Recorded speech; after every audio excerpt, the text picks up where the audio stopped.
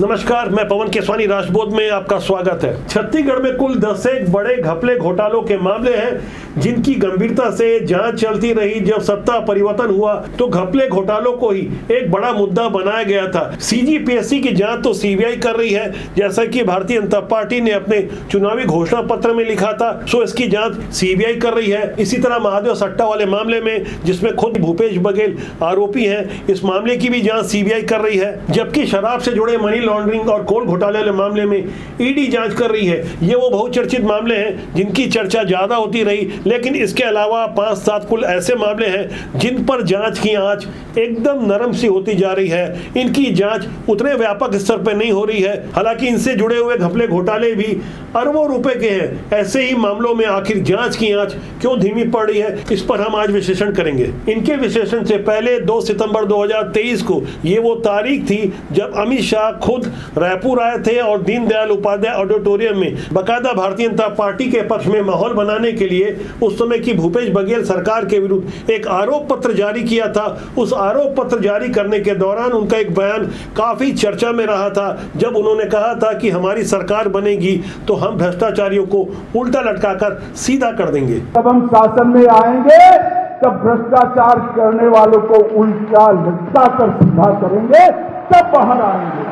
छत्तीसगढ़ में भारतीय जनता पार्टी की सरकार बनने के बाद कई योजनाओं और घोटालों को लेकर कमेटियां भी गठित की गई। सत्ता परिवर्तन हुए लगभग 1.25 साल हो गए। कुछ पुराने बहुचर्चित मामले जैसे श्री राम वनगमन पथ, रीपा योजना, राजू युवा मितान क्लब, गोबर गोठान योजना और स्वामी आत्मानंद स्कूल जैसे मामलों में करोड़ों अरबों रुपए का भ्रष्टाचार हुआ, जिनकी जांच अभी तक अधूरी पड़ी हुई है। इनमें से यदि मैं महात्मा गांधी औद्योगिक पार्क यानी रीपा योजना की बात करूं तो इसमें तो 600 करोड़ के घोटाले की बात सामने आई है। इस बेहद ही महत्वाकांक्षी योजना के लिए यह सब्ज बाग दिखाया गया था कि गांव में छोटे उद्योग को बढ़ावा दिया जाएगा, रोजगार के नए अवसर सृजित किए जाएंगे। उस समय की भूपेश सरकार की ओर से 300 रीपा केंद्र स्थापित भी किए गए थे, लेकिन अधूरी इमारतें, बेकार और बेमतलब की मशीनें और फर्जी खर्च के जो मामले सामने आए हैं, उससे पता चलता है कि हमारे राजनीतिक सिस्टम में किस तरह के नियतखोर लोग भी शामिल हो गए हैं, जिनकी वजह से अच्छे लोग राजनीति से दूरी बनाकर रखते हैं। 600 करोड़ की गड़बड़ी वाले रीपा योजना के मामले में फिलहाल 3 पंचायत सचिव ही निलंबित किए गए हैं, जबकि कुछ को नोटिस दिया गया है, जबकि बड़े अधिकारियों पर आज की तारीख तक कार्रवाई के मामले में शून्य ही कहा जा सकता है। कमोबेश ऐसे ही हालात राजीव युवा मितान क्लब के हैं, जहां 132 करोड़ रुपए पानी में सुहा कर दिए गए। 25-25 हजार रुपए की किस्त दी जाती थी। आरोप तो यह भी लगे कि भूपेश बघेल कोई अपनी पैरेलल कांग्रेस खड़ा करना चाहते थे, तभी तो सत्ता परिवर्तन के बाद जब इस योजना का भांडा फूट चुका था, बावजूद इसके अपने बेहद खासम खास गिरीश देवांगन के माध्यम से रायपुर के सरोना में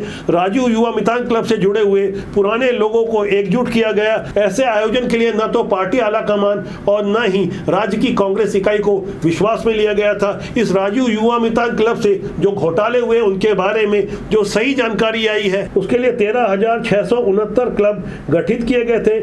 इन क्लब में 2 साल में ही 132 करोड़ रुपए आवंटित कर दिए गए थे। इस मामले में भाजपा का आरोप था कि क्लबों में सदस्यों की संख्या फर्जी है और धन का दुरुपयोग किया गया। इस मामले में भी सत्ता परिवर्तन के बाद कोई ठोस और बड़ी कार्रवाई नहीं हुई। हालांकि ऐसा नहीं है कि कार्रवाई नहीं हो रही है, कार्रवाई जरूर होगी और बहुत ढंग से होगी, लेकिन इन कार्रवाई से पहले जो बड़े बड़े मामलों की जांच केंद्रीय एजेंसियां कर रही है, जिसमें भूपेश बघेल की अब और तब कभी भी गिरफ्तारी की आशंका बनी हुई है। वैसे एक मामले में तो उनके इकलौते पुत्र चेतन बघेल उनकी करनी के कारण जेल में बंद हैं। ऐसे बड़े बड़े मामलों के कारण हो सकता है उनसे जो थोड़े छोटे मामले हैं उनकी चर्चा आज कम हो रही है। हालांकि आगे मैं जिन घपले घोटाले और भ्रष्टाचार की बात कर रहा हूं वो मामले छोटे मामले नहीं है, जबकि इन मामलों से तो सीधे तौर पर जनता की भावना जुड़ी हुई है। ऐसे एक मामला है राम वनगमन पथ घोटाला। इसमें भी बहुत जमकर घोटाला हुआ। राम के नाम पर किस कदर ज्यादा धोखाधड़ी हुई, जहां दावा किया गया कि 14 साल के वनवास के दौरान प्रभु श्री राम जहां जहां से गुजरे थे वहां पर्यटन मार्ग बनाया जाएगा, धार्मिक आध्यात्मिक केंद्र को बढ़ावा दिया जाएगा। तब की भूपेश बघेल सरकार ने राम वनगमन पथ योजना की शुरुआत तो कर दी थी, लेकिन यहां भी नियत में साफ तौर पर खोट नजर आया। तभी तो पहले चरण में जिन 75 स्थलों का चयन हुआ था उसी में ही करोड़ों रुपए का बंदरबाट हो गया। खर्चा तो जमकर दिखाया गया, लेकिन धरातल पर स्थिति एकदम उल्टी थी। अधूरे काम और कागजों में विकास की इस हकीकत को हमने भी गहराई से पड़ताल की। इस मामले में भी जांच कमेटियां बनाई गई, लेकिन फिलहाल गिरफ्तारी नहीं हो रही है। फिलहाल इस मामले में जांच अभी भी अधूरी है। अधूरी क्या ये कहा जाए कि जांच शुरू नहीं हुई है, समिति बना दी गई है। राजीव युवा मितान क्लब के बारे में मंत्री टंकराम वर्मा का कहना है कि हम वसूली करके रहेंगे। टंकराम वर्मा जो खेल एवं युवा कल्याण मंत्री हैं, उनका राजीव युवा मितान क्लब के बारे में कहना है कि अब तक 16 करोड़ से अधिक की राशि वसूल की जा चुकी है। कुछ क्लबों ने उपयोगिता प्रमाण पत्र जमा किए हैं। 3-4 जिलों का अभी ऑडिट ही नहीं हुआ है, जिसके लिए कलेक्टरों को कड़े निर्देश दिए गए हैं। मंत्री जी ने बड़ी जिम्मेदारी से बयान दिया है। इससे आप अंदाजा लगा सकते हैं कि जांच की आंच कहां तक पहुंची है। वैसे गाय से लेकर गोबर और राम से लेकर रामायण तक हर मामले में जिस तरह से पूर्ववर्ती सरकार ने जमकर राजनीति की और उससे भी कहीं ज्यादा जमकर जो घोटाले किए, उसमें गोबर वाले मामले की चर्चा नहीं की जाए तो ये विश्लेषण अधूरा होगा। गोबर खरीदी और गौठान निर्माण योजना में भारतीय जनता पार्टी की ओर से आरोप है कि 3,76,000 हितग्राहियों को गोबर खरीदी की एवज में 287 करोड़ रुपए दिए गए।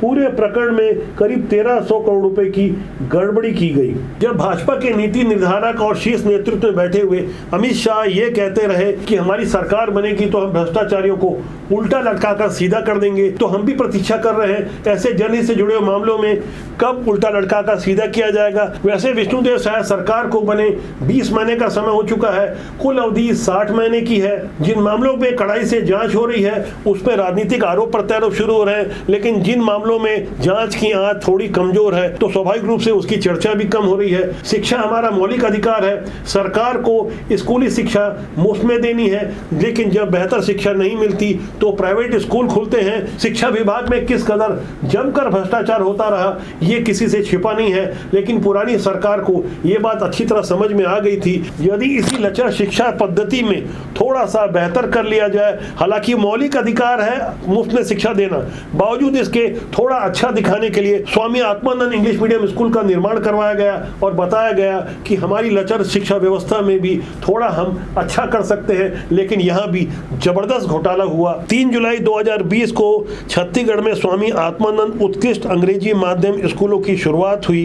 तब की भूपेश सरकार ने शिक्षा की गुणवत्ता सुधारने के नाम पर 700 से अधिक स्कूल स्थापित किए, जिसके विरुद्ध विधानसभा में भाजपा के सीनियर विधायक और पुराने मंत्री अजय चंद्राकर ने आरोप लगाया कि इन स्कूलों में मेंटेनेंस में 800 करोड़ रुपए का घोटाला हुआ, जबकि तत्कालीन स्कूल शिक्षा मंत्री बृजमोहन अग्रवाल ने भी सरकार बनते ही जांच के आदेश दिए थे। फिलहाल उस जांच के आदेश की दिशा हम पड़ताल कर रहे हैं कहां तक पहुंची। ऐसे ढेर सारे घपले घोटालों से कोई एक व्यक्ति जो अंदर ही अंदर थोड़ा बहुत खुश होगा तो वो होंगे टीएस सिंहदेव, क्योंकि सीधे तौर पर इन आरोपों का ठीकरा भूपेश बघेल पर फोड़ा जा रहा है। ऐसे में टीएस सिंहदेव का भी मौजूदा सरकार के विरुद्ध एक बयान आया है, जिसमें उनका कहना है कि विपक्ष में रहते हुए भाजपा ने जितनी योजना की थी, जितना घोटाला बताया था, सत्ता में आने के बाद जांच का ऐलान भी किया था, लेकिन कार्रवाई में कहीं आक्रामकता नहीं दिख रही है। वो पूछ रहे हैं कि सरकार दोषियों को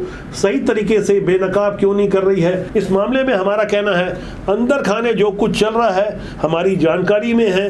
कई बार जो चीजें जैसी दिखती है वैसी होती नहीं है, अंदर खाने बहुत कुछ चल रहा है। यही कारण है कि भूपेश बघेल के विरुद्ध ढेर सारे पक्के सबूत होने के बावजूद उन्हें गिरफ्तार नहीं किया जा रहा है। क्यों नहीं गिरफ्तार किया जा रहा है, इसका खुलासा हम बहुत जल्दी करेंगे। हमारा काम है कि हम लोगों को जागरूक करें, राजनीति में शुचिता लाने के लिए हमारी लगातार कोशिश जारी रहती है। हमारा मानना है राजनीति बुरी नहीं होती, उसमें काम करने लोग अच्छे या बुरे होते हैं, इसलिए अच्छे लोग राजनीति में आना चाहिए। जब तक अच्छे लोग नहीं आएंगे देश और समाज का कैसे भला होगा। तो आज के लिए इतना ही। मेरी आपसे बहुत जल्दी मुलाकात होगी। मेरा आपसे आग्रह है कि यदि आज का अंक अच्छा लगे लाइक कीजिएगा, शेयर कीजिएगा, सब्सक्राइब जरूर कीजिएगा, प्यार दीजिएगा, प्यार बांटिएगा। नमस्कार।